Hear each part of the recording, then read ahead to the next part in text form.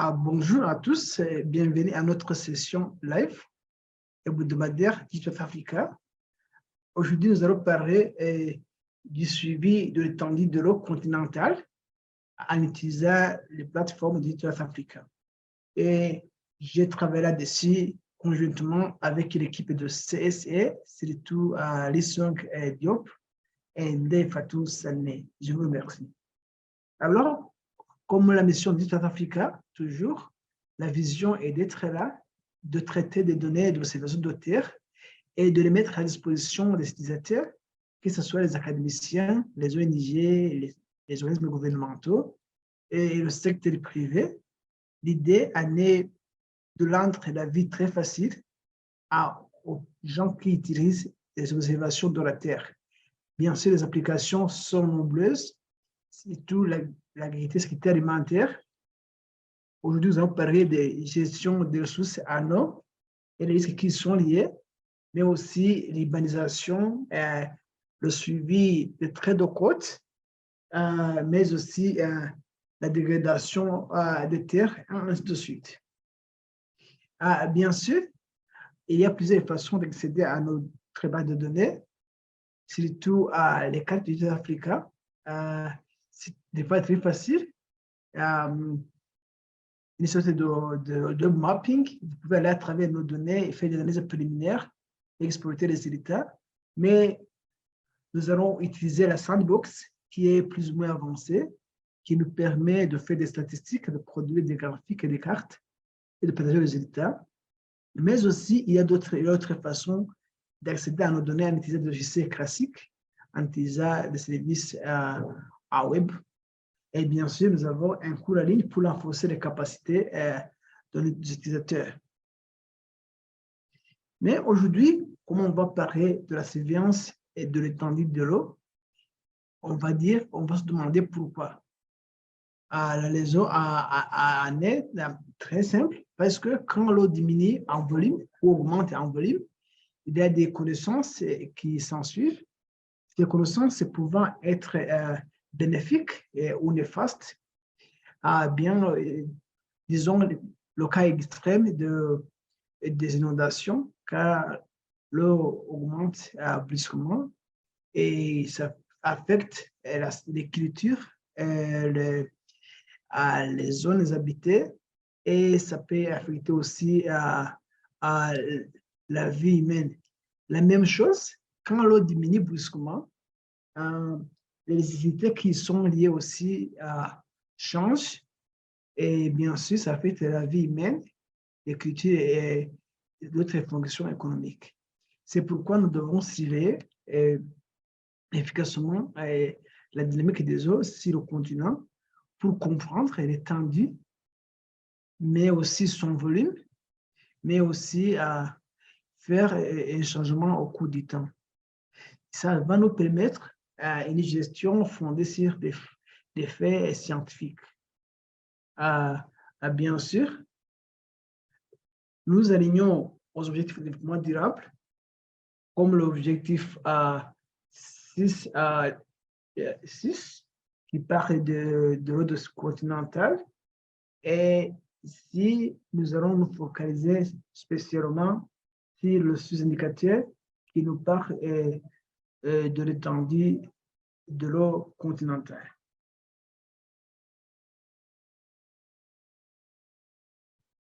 South Africa a investi beaucoup dans le suivi de l'étendue des eaux continentales. Beaucoup de notebooks ont été développés et peuvent être accessibles à travers notre sandbox. Mais aussi, on a permis aux gens qui vont faire des analyses préliminaires à les faire à travers les cartes d'East Africa, qui est une interface très facile. Mais les outils ou bien les produits qu'on a développés, ici je peux parler spécialement des observations des eaux à partir de l'espace, WOFS, qui ont été dérivées des images de l'ANISAT, qui couvrent de 1984 à nos jours. Ça nous permet de faire la surveillance ou le suivi de l'étendue des eaux à long terme, mais aussi À travers le notebook de South Africa, on peut faire le suivi de l'état des eaux en utilisant les images Sentinel-1 qui nous permettent de suivre la dynamique des eaux à court terme. Ici, je parle, et surtout l'idée est de saisonnalité. Mais aussi, on peut utiliser les images Sentinel-1. Ces images sont radar, ne sont jamais influencées par les nuages et les images peuvent nous permettre de suivre la dynamique des eaux sur le continent au cours du temps, que ce soit dans des régions à grande couverture nuageuse, que ce soit dans des régions à ciel clair. Ici, ces notebooks ont été développés et ont été stockés soit à travers le fichier d'exemple de la vie courante, mais aussi il est là, on partage, jusqu'à ça veut dire les cas d'application. Et sous ce fichier, on peut trouver ces notebooks que nous avons utilisés, le suivi des eaux en utilisant les données OFS, dérivées des images Sentinel, ou bien les données LADAR, dérivées des images Sentinel-1, ou bien des données aussi optiques qui vont utiliser des images Sentinel-2. Ici, c'est un exemple. En utilisant l'image Sentinel-2, on a essayé de suivre la dynamique des eaux du lac Tanganyika. C'est un lac qui est entre le Burundi, le Congo, la Tanzanie, et je pense que c'est aussi une partie de la Zambie. Et ce lac, on a pris une région au Burundi, tout près de Gatumba. On a essayé de suivre l'évolution, de projeter une série temporelle de l'évolution des eaux en utilisant ce que nous appelons l'indice de l'eau normalisé, Modified Normal Differential Water Index, comme proxy, et on a essayé de voir comment l'eau évolue au cours du temps. Vous voyez qu'il y a des zones qui ont été couvertes à l'eau à partir de 2019, mais avant, ça veut dire en 2016, ces zones n'étaient pas secs. On pourrait aussi suivre l'évolution de ces eaux, produire un graphe qui va nous montrer que l'eau dans cette région a évolué, a augmenté de 2017 à nos jours, à 2021, l'eau a augmenté toujours. Et on peut essayer de quantifier le sens de changement et la surface de l'eau qui a les zones converties en eau ou les zones où l'eau a disparu. Et on voit que il n'y a presque pas de disparition de l'eau, mais il y a des zones à peu près 1,5 km qui ont été converties en eau, bien sûr, avec des conséquences qui sont liées. Ici, on peut aussi faire une animation qui montre l'évolution de ces eaux au cours du temps. Et cette animation va montrer la saisonnalité d'une saison à l'autre. Et on va dire que cette saison a été caractérisée par une grande couverture d'eau comparée à l'autre. Ici, on a utilisé des produits, des observations des eaux à partir de l'espace, que nous appelons WOFS. Et en projetant une série temporelle, on voit qu'entre 1995 et 2020, cette zone-ci, ce qu'on appelle le Tumba, a été envahie par l'eau. La même chose, on pourra faire une animation et quantifier le sens de changement. Et curieusement, on voit que toujours ça montre presque aucune disparition de surface en eau, mais toujours il y a eu une augmentation de surface en eau dans notre région. Ici aussi, c'est un exemple d'utilisation de l'image LADAR Sentinel-1 pour le suivi de l'évolution de l'eau dans le lac Baringo au Kenya. Et ça, on avait essayé de comparer on savait l'évolution de quantité d'eau au cours du temps. Ça a augmenté toujours de 2018 à nos jours, en 2021, si on peut dire. Mais aussi, on peut combiner avec la pluviosité de la région et voir s'il y a corrélation ou pas. Et par après, on peut aussi faire une détection de changement et essayer d'identifier le sens de changement. Et tout ça est bien faisable et à travers notre sandbox. Ce sont les exemples que j'ai choisis juste pour mentionner que les images radar sont sans nuage. C'est pourquoi on a un grand avantage d'avoir accès à ce type de données. Alors, ça, c'était juste pour vous montrer comment ça a évolué, mais comment on a procédé. Tout a été produit à travers la sandbox de DiAfrica, là où tout a été développé. Comme je vous le disais auparavant, en utilisant les images Sentinel-1, l'idée de saisonnalité est là et on peut suivre l'évolution temporelle de la couverture d'eau dans une région donnée ou bien dans un cours d'eau donné. Et ici, chaque notebook au commencement a une introduction. Ça montre les données qu'on a utilisées. Ici, on a utilisé des données Sentinel-D et on s'est basé à la contribution du suivi d'indicateurs sous l'objectif de développement durable numéro 6. Là, il paraît suivre l'étendue des eaux de surface et les écosystèmes connexes, quantifier l'eau continentale, surveiller la qualité des eaux et bien sûr continuer à suivre la santé de ce écosystème en général. Ici, son notebook utilise spécialement l'indice de normalisé, ce que nous appelons Modified Normal Difference Water Index, et on peut le dériver l'image Sentinel-2 et par après générer une série temporelle en animation ou bien polygraphique et puis comparer au cours du temps. Comme tout le notebook d'Africa, les fonctions ont été prédéveloppées. On se connecte à notre data kit. Là, la fonction qu'on va utiliser s'appelle Water Extent, c'est-à-dire l'étendue des eaux.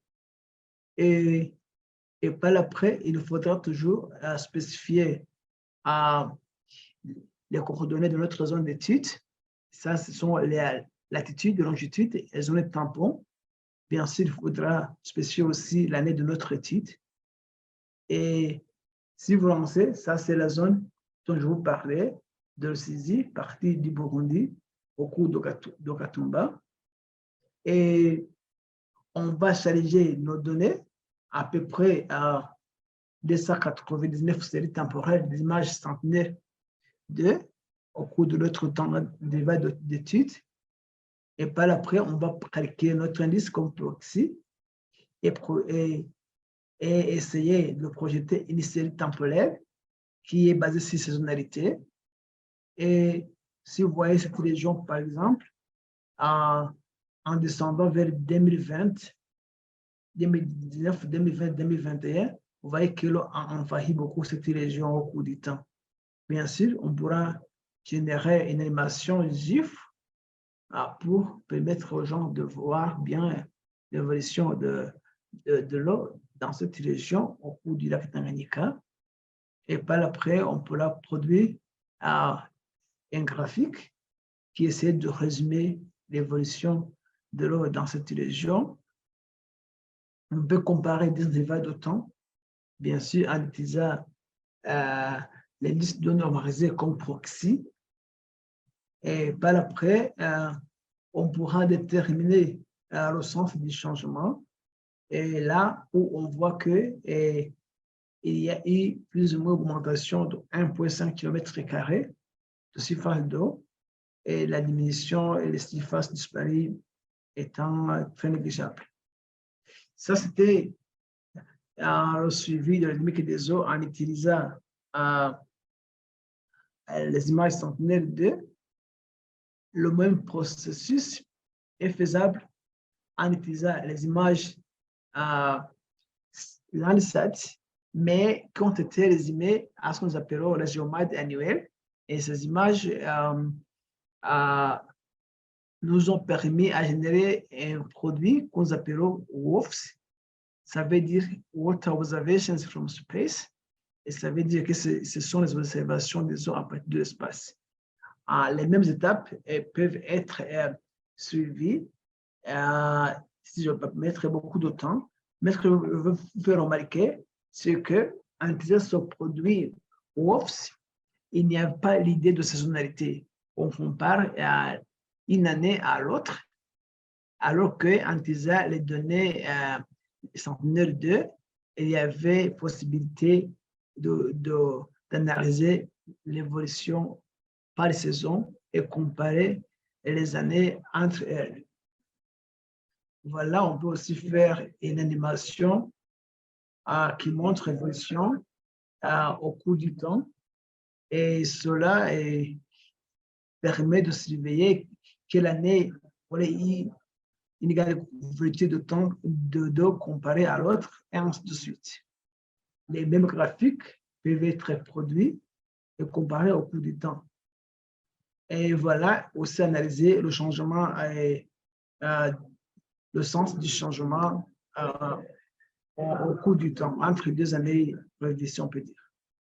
Ici aussi, on peut faire en utilisant l'image Sentinel-1 et en le combinant avec les données climatiques, on peut analyser aussi l'évolution de l'eau de surface. Ça, c'est l'exemple. On a pris l'exemple du lac Balingo. Et je ne peux pas traîner là-dessus. Ici, on peut générer un graphique qui nous permet de voir comment l'eau du lac Balingo a évolué entre 2018 et 2021. On peut aussi combiner avec les données pluviométriques et voir si l'augmentation de l'eau dans la région correspond aux données pluviométriques qui sont disponibles dans la région. Bien sûr, aussi, on peut faire une détection de changement et voir aussi le sens du changement. Et on voit que il y avait une dispersion d'à peu près 0,5 à 0,6 km² et de l'étendue d'eau au cours du lac Balingo. Ici, l'idée en était que en utilisant les données d'observation de la Terre qui ont été pré-traitées par l'État africain, on peut surveiller la dynamique des eaux de surface et dans des régions, que ce soit des régions à ciel clair, mais aussi dans des régions à grande couverture nuageuse. On a les données Sentinel-1 qui sont là-dedans, qui peuvent aussi nous permettre également à surveiller la dynamique des eaux de surface. Merci beaucoup pour le moment et à vous les commentaires.